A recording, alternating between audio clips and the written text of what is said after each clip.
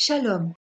Savez-vous que les 22 lettres qui composent l'alphabet hébreu sont toutes des consonnes? À l'origine, on n'utilisait pas de voyelles pour écrire des textes dans les langues sémitiques. Enfin, presque, car on a fini par utiliser 3 lettres pour indiquer les sons A, E, I, O, U.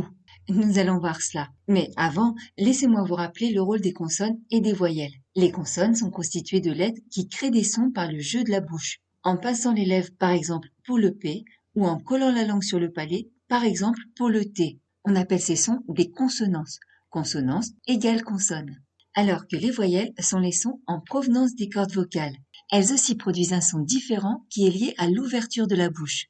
Grande ouverte pour le son A, plus refermée pour le son I, les lèvres en avant pour le son E et les lèvres formant un O pour les sons O et OU.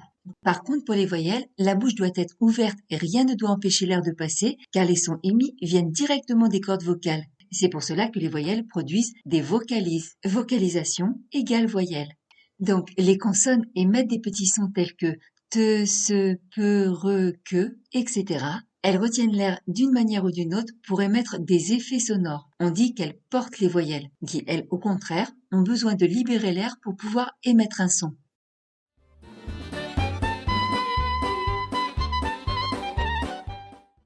Comme je vous le disais, on a fini par utiliser 3 lettres pour exprimer les voyelles A, E, I, O et U.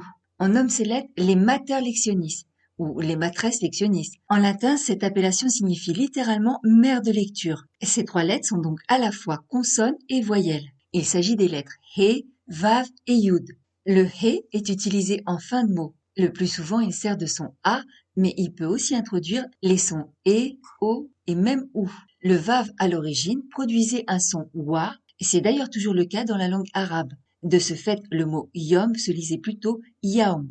À travers le temps, la dérive de cette consonne, déjà fortement vocalisée, a fini par servir de son o et ou.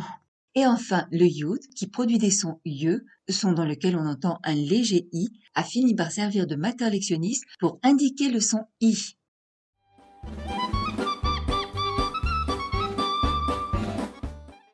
Toutefois, il est évident que le aleph aussi peut servir de voyelle. Aujourd'hui, il se contente de couper les sons lorsqu'il est placé en début de syllabe. Et dans ce cas, il porte une voyelle. Ce peut être n'importe laquelle. Mais c'est aussi le cas de la lettre Aïn dans l'hébreu moderne, car elle aussi a perdu beaucoup de sa consonance. Et tout comme le aleph, lorsqu'elle est en début de syllabe, elle coupe légèrement le son, bien que parfois un peu moins que le aleph. Et bien sûr, dans ce cas, elle aussi porte une voyelle. Évidemment, les plus puristes conserveront sa prononciation originale fortement gutturale. Ceci dit, ils se font plutôt rares. On peut donc rajouter 2 lettres à notre liste de mater-lectionnistes ou consonnes qui servent de voyelles. De ce fait, de nos jours, on peut dire qu'il n'y a plus 3 mais 5 lettres qui s'apparentent à des voyelles.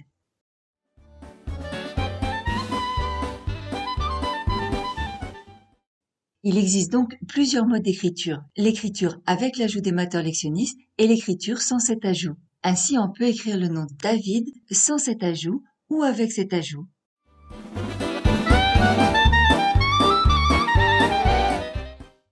Mais là ne s'arrête pas l'histoire, il faut ajouter à cela une méthode venue encore plus tardivement, il s'agit du système massorétique. Vous savez, ces petits signes diacritiques que l'on peut trouver notamment dans les textes bibliques. Ce système fut élaboré par des érudits au cours du Moyen Âge à la fin du 1er siècle avant notre ère par les massorètes issus de la Massora.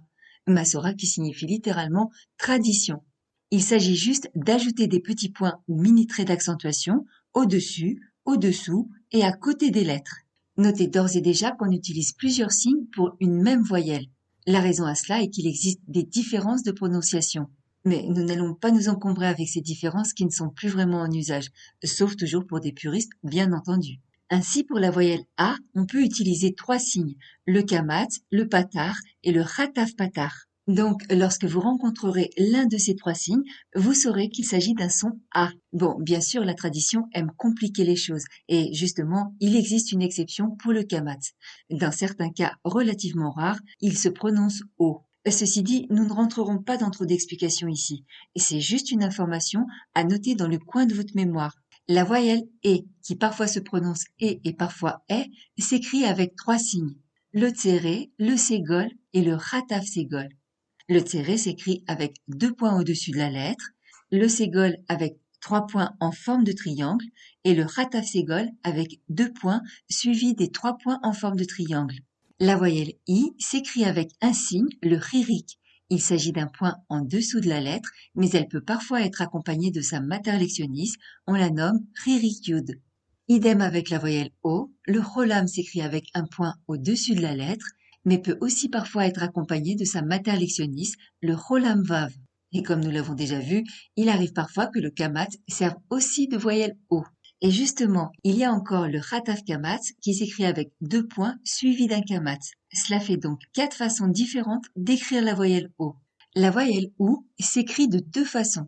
Le Kubut s'écrit avec 3 points au-dessous de la lettre, alors que le Shoruk s'écrit avec la mater lectionis à laquelle on ajoute un point à gauche de la lettre.